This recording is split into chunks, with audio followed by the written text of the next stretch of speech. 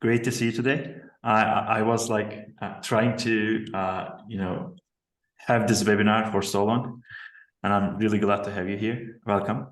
Thanks also.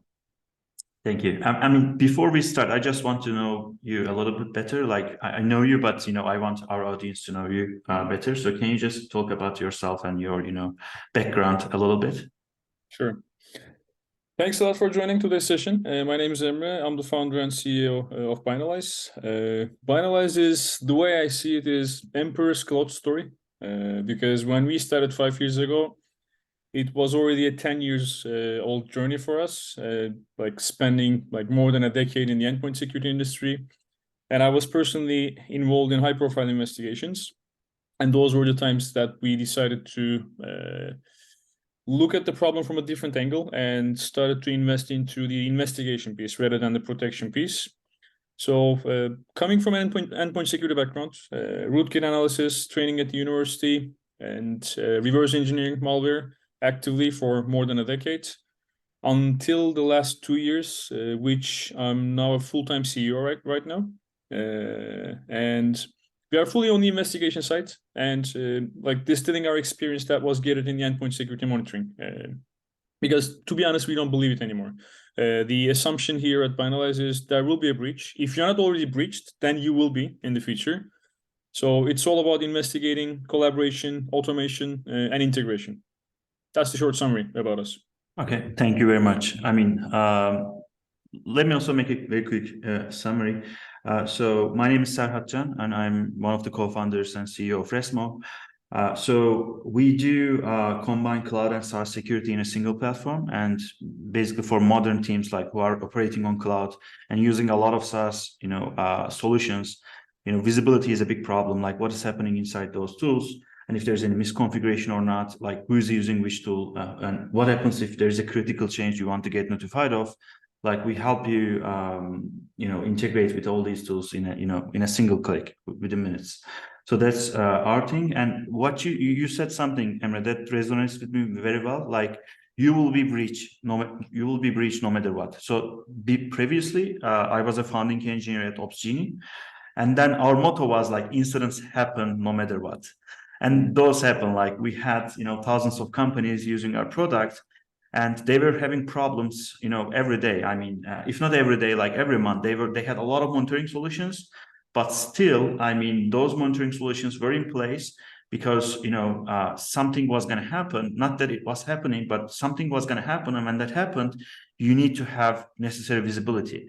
And then there is another story, right? It's the security piece. So I was mostly talking about DevOps, but the security piece is more challenging because if there's a security breach, you really need data to be able to kind of identify the scope of the issue, the scope of the problem, incident, and deep dive. So that brings me to the forensics topic. So I know that some people are not really familiar with the keyword. So maybe you can also talk about the it within the scope of the cloud, like after making a definition. But I'm really curious about how you define forensics and overall cloud forensics. Let's talk about forensics first. So it's a very old, it's dark magic. From when we started, it was like a dark magic because it was designed 40 years ago for law enforcement. And those days, the need for digital forensics was not like this every day that is needed right now. And it was designed for law enforcement mainly. So once a year, if there is any, mostly financial crime, that was the idea at that time. And when they need some investigation, it was based on getting a full disk image, waiting for hours, and then taking it back to lab on a single like asset visibility, by the way. So we are not talking about an enterprise environment. We are talking about individuals. And unfortunately, when we started 5 years ago, this was still the approach. And those days, cloud was like, I mean, not this much major, but those days cloud was still like popular. I remember moving our systems from individual data centers, VPSs into like Azure. But today it's like even much more widely used. So the problem is also like changing. when we started, the problem was how we can do it in a remote manner without being required to touch that asset, being physically on site, like plugging it off, taking the hard disk and then imaging it. So that was one of the problems. Now it's even evolving. When we talk about cloud visibility, it's actually, maybe we can talk about the challenges security teams are facing when it comes to cloud. The first thing is the increased attack surface. I'm an Azure fan, and I know you guys are AWS. Yeah, So we are all friends. yeah. So when I log into the portal of Azure, like hundreds of services, which comes with increased attack surface, because all of these services may be abused by the attackers, almost all of them. And this is also combining this fact with the increased number of attacks. So we are talking about like seconds right now. It's not once in a year, once in a few years. So every second there's something happening. And also the data is increasing. So all these services in the cloud are creating additional data that needs to be investigated. Resmo is like one of our favorite products, by the way. It gives us like immediate alerts, like change alerts, but then investigation piece starts. So that's where Binalyze gets into the picture. And I think the fourth problem in this industry is lack of skills. The world is having talent wars as of now. So it's really hard to find people for your security operations center. It's really hard to find people who knows what to do, how to do, with sufficient skill set. So I think that's the reason why IBM's latest breach report highlights that it takes more than 200 days to identify a breach, which is like, it's too much. So 200, I think 7 it was.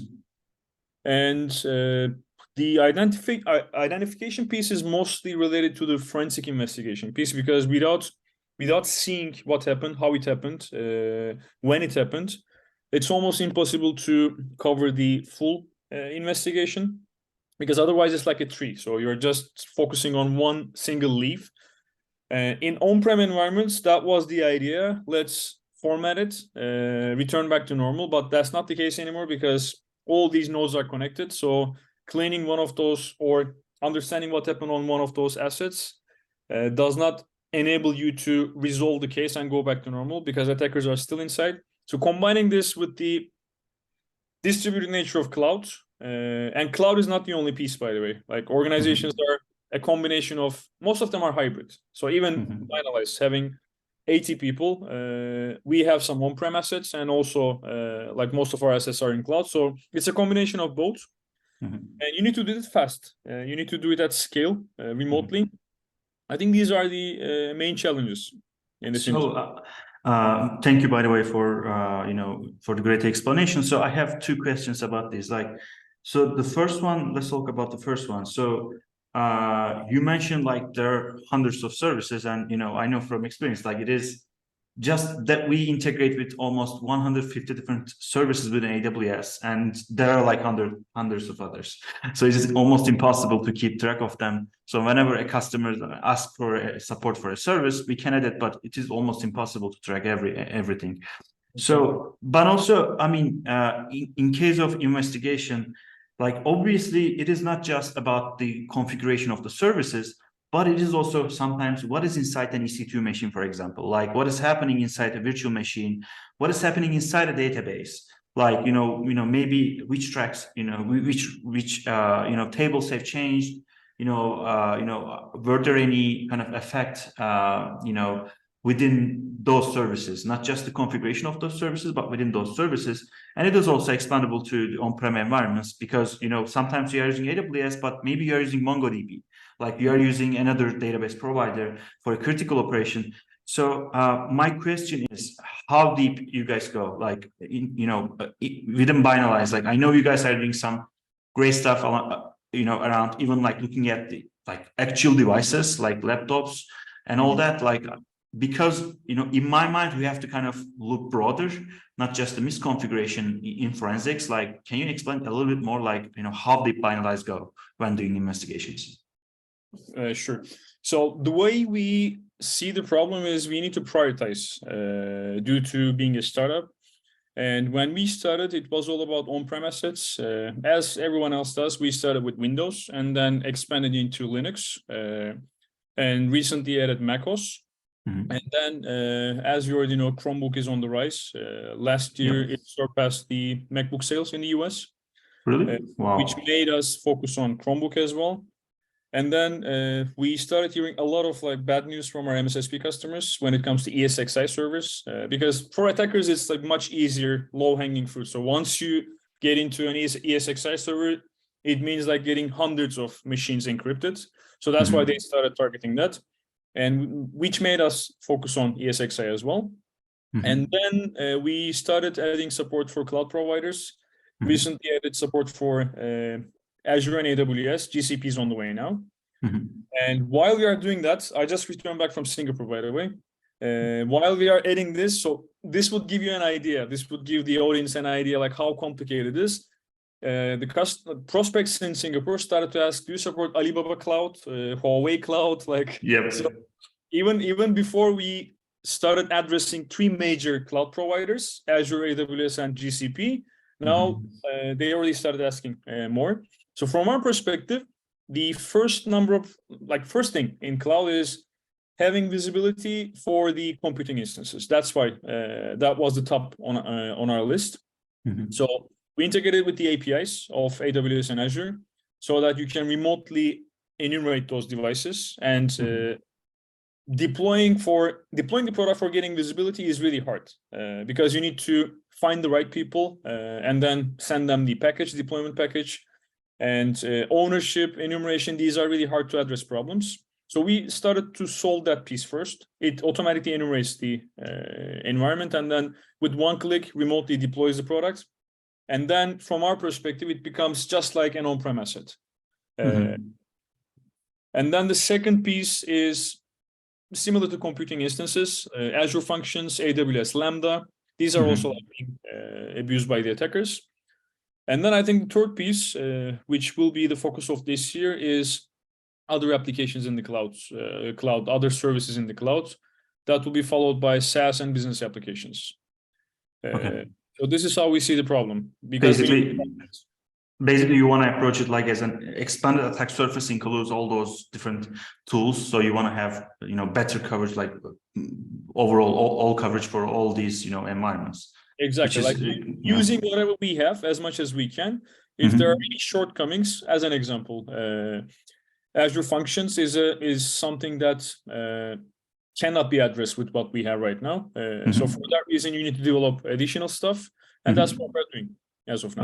Okay, amazing. So one question, so because I just don't know this, but I'm curious about this. Do we need like Binalyze to be implemented before we had an incident, or is it possible to kind of collect evidence after we had an incident and contact with Binalyze? Forensic in its nature was reactive when we started. That was one of the problems we wanted to address, but it took us 4.5, 5 years to get to that stage. Now, our vision is making forensics proactive because we really believe that if you can make forensics feasible, doable, if you can crunch it into 5 to 10 minutes, then it moves to the left of the security stack. It moves to the center of the security stack, which can be done on a regular basis, on a scheduled basis. So that's what we are doing right now. And our customers already started using these patent pending features, which is what we call baseline analysis. The audience may know Tripwire. I think IBM acquired them several years ago. What they were doing for the file system is now being done by Binalyze for the full forensic snapshot. It wasn't possible before, which forced us to use forensics in a reactive manner. So you were required to wait for an event to happen, an incident to happen, and then you were following that old approach, which took you sometimes 2 days. But now that's not the case. So when you crunch that into 10 minutes, you can do it anytime you want, and you can even do it on a scheduled basis. This changes everything. This changes forensics from being reactive and moves it into a proactive stage. So that's one of the ideas of innovating in this industry. Yeah, and also I can definitely see you without like having Binalyze in place, sometimes you don't even know if you are breached. Like you have to regularly check for those, like make assessments, and you would have no idea. Like that's the beauty. The proactive approach is definitely makes sense to me. So the other question I have is, I know you already mentioned this. So on-prem is, traditionally this was on-prem, and then cloud, is on the rise a lot. Even the biggest enterprises in the world right now are moving to cloud, or at least moving hybrid environments. They have on-prem, but on top of that, they have cloud. So what are the biggest challenges that you face, like, cloud, in cloud forensics versus on-prem? Like, how do you compare them? What is the biggest change when people move to cloud?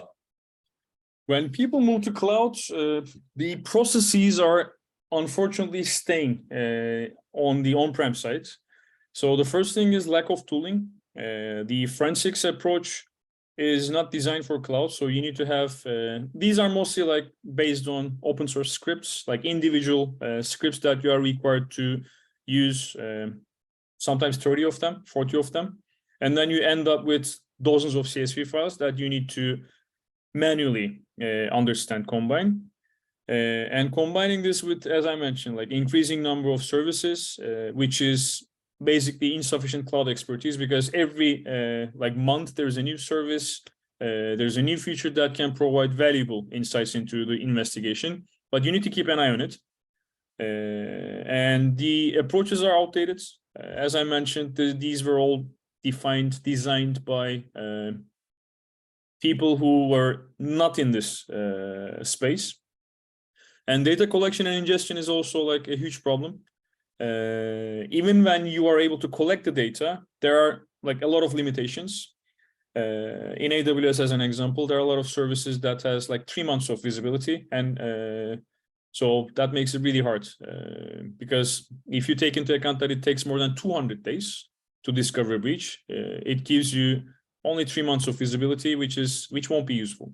Mm-hmm. And the accessibility is also one of the problems when moving to cloud, because ownership is like creating a lot of issues when it comes to finding the asset, deploying the asset. So you need to find the right people. I think these are like the top 5 problems compared to on-prem. Yep. I mean, what I can add from my own experience, so this is just going to be, in addition to one of your biggest points, is that, the old school of, way of doing this was, kind of looking at the, hitting the APIs only once a day, or maybe, once a week. And that just won't cut it in cloud. Like things are going to change through automation, through Terraform files, whatever, like, infrastructure as code is the default recommended way of, provisioning cloud resources, which means they can do it at massive scale, at any time during the day, and doing it for only, like, if you are doing it like every 30 minutes, that's not enough. Like you will lose within those 30 minutes, you will lose, important insights, important data that's going to be produced for cloud forensics. So in certain things, you have to kind of be very proactive. And, that also means there's going to be a lot of data to, process and figure out. So to me, that's one of the biggest challenges, as you mentioned, within the cloud. And that's actually the reason why we started forming SOC. So if we go back like 5 years into past, it was an IT responsibility. But after figuring out that there are a lot of services, which were mainly security products that required special expertise, the idea of, even though in the US it's a really old practice, but for the rest of the world, it's something quite like new. And still, if you take a look at the maturity model, SOC MM, the last time I checked, it was 3/5. So we are really at the beginning of this journey. And that's because what was once an IT responsibility is now requiring a separate skill set that requires a separate team that is fully dedicated on this like matter. So it's a paradigm shift that is happening, and cloud is doubling this. I agree.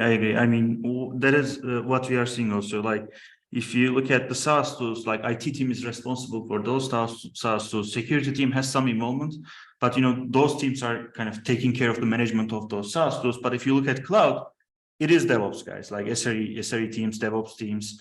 They have the skill set to figure out what's happening, and that is true for security.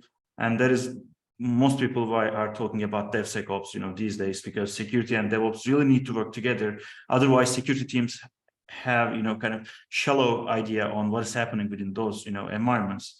So that's exactly a big paradigm shift. So the other question I have is, obviously, it is always, we have all these ideas, but it is not, if you don't have anything in place, it is hard to kind of know where to start, and the best practices that you need to follow. What do you think about that? Like, how do one start to improve their forensics visibility and incident response activities within their cloud environments? I think it will take more time because digital forensics and incident response is an emerging market. It took us 4.5 years to come up with as comprehensive as AIR is right now, and now it's being recognized. So I think this month they're expecting Gartner to publish a new paper on this topic. Mm-hmm. And by the way, AIR is Binalyze's flagship product, right? Exactly. Yeah. Okay. It's the evolution of our tactical combined with drone, which is the compromise assessment piece, and that's the final and flagship product of Binalyze. So I think everything starts with the idea that what happens if we are breached. So if enterprises start thinking about this question, then the rest becomes easy because the rest will follow. So I need to have people who are trained on this. I need to have visibility. I need to have products like Resmo that will show me if something changes, if something is modified. So I have an idea like what's going on. And when I'm pointed out to a number of assets, then the rest is how I can investigate this. So that's about being ready before you breached. And if you don't have the sufficient skill set in your environment, then it's always like working with the MSSPs, which is a booming market right now. Last year it grew 51%. Wow. I think we should accept that we are not safe fully. There is always a chance that there may be an attack, there may be a breach. When you accept this, when you assume breach, then everything becomes easier. Mm-hmm. Yep. So one last question. Obviously, we can talk about. I have a ton of other questions, but I want to keep it scoped. So my question is, how does Binalyze do this? Like, can you explain a little bit more about AIR? It's okay to also go into the on-prem side as well, because I know that it is not just going to be cloud. Like if there is a breach or potential of breach. So I'm interested in hearing more about Binalyze and its features. When we started, the time it was taking for me personally, as someone who spent 10+ years in this industry, it was taking sometimes weeks to get the visibility I need, because it was based on the full disk imaging, parsing it. So the idea of Binalyze is speeding up this process and also making it collaborative, so that you can do it in parallel. You can do it with multiple people. You're not limited with a desktop environment that you can only assign it to a single investigator, which is not the case for a security operations center, because the idea of SOC is it needs to be always on. It needs to be 24/7 available. So I think that's the first problem we are solving. We are making it collaborative. And the second thing is, just because it's not a reactive process anymore, you can integrate it with the existing security solutions, which was the next gap, we saw in this 5 years time period. So whenever you receive some alert from one of these solutions, because you already invested millions of dollars into these products, and these products are already creating alerts. And when they create an alert, 99 maybe % of the time, these are false positives. But even for resolving a false positive, you need to have forensic visibility so that you can understand, okay, this is something we can close. If it's not, then you need to go deeper. So even for these type of false positive elimination, you need forensic visibility, and this needs to be integrated. That's the second thing Binalyze is focused on. So it can be an automated job, 3 a.m. in the morning, when you receive an alert from your CM or EDR, XDR, which everyone needs to have in this environment. Then you're not required with someone that needs to be like sitting at the SOC. So this should be automated. And the third piece is... Sorry to interrupt. So one question is, that means you are also integrating with tools like CrowdStrike, other security solutions. Is that right? Exactly. So these solutions, especially EDR, XDR, these type of solutions are the evolution of endpoint protection solutions, which is the evolution of antivirus solutions. So it goes back 25 years in history. And when they create an alert, they give you a level of visibility, such as process executed or access to this URL. But there are a lot of other data points that needs to be investigated from a forensic point of view. So compared to what a forensic level product provides you, this is just maybe maximum 5% of the visibility you can get. So there is another 95% of the visibility that is required to be investigated, collected, analyzed by the Security Operations Center analysts. And this is what is taking almost all of their time. So our customers generally, after using the product, our customers generally tell us that before starting to use Binalyze here, we were doing the plumbing work rather than focusing on the investigation. So they were trying to like connect to those machines, collect evidence, wait, and then bring it back, parse it. And then if they spot anything, then they need to go to step 1, collect evidence again, take it back.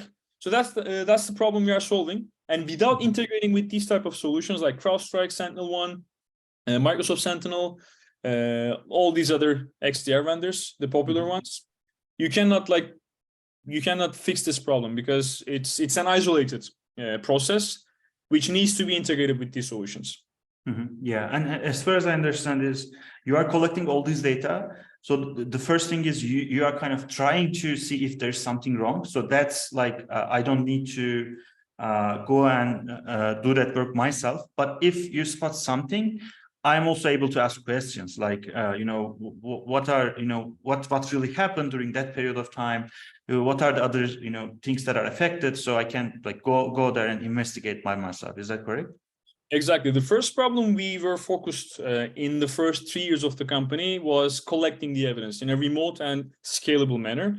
So you can do it at thousands of assets at the same time. And the second problem was, once you collect the evidence, now you have access to all the visibility that is required for you to start and finish the investigation. But the problem was, which part of that evidence requires your attention?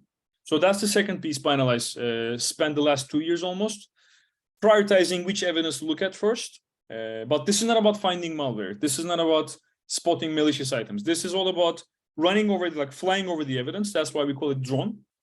Flying over the evidence and telling you, these are the stuff that you should be looking at first. These are the stuff that are interesting. These are the stuff that are rare. And if we, like most of the time, we also have an idea that it is dangerous, it's suspicious. So these are also flagged.